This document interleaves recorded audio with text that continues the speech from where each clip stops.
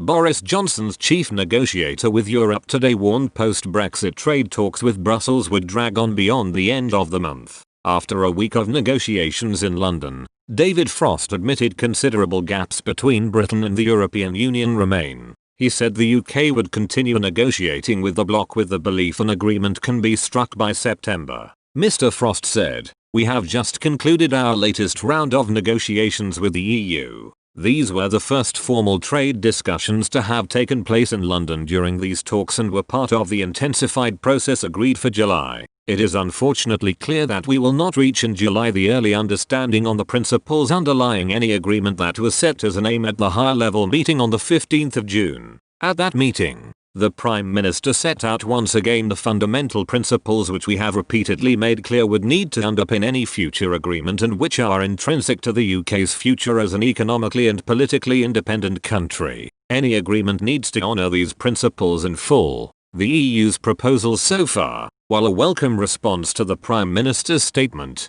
do not do so, and therefore substantial areas of disagreement remain." Talks on fisheries stalled with both sides claiming there are fundamental differences between their positions. And on the regulatory level playing field, British negotiators were concerned their EU counterparts to engage with fresh proposals based on world trade rules. Mr. Frost added, "Considerable gaps remain in the most difficult areas, that is, the so-called level playing field and on fisheries. We have always been clear that our principles in these areas are not simple negotiating positions but expressions of the reality that we will be a fully independent country at the end of the transition period. That is why we continue to look for a deal with, at its core, a free trade agreement similar to the one the EU already has with Canada. That is, an agreement based on existing precedents. We remain unclear why this is so difficult for the EU, but we will continue to negotiate with this in mind." Speaking after the talks,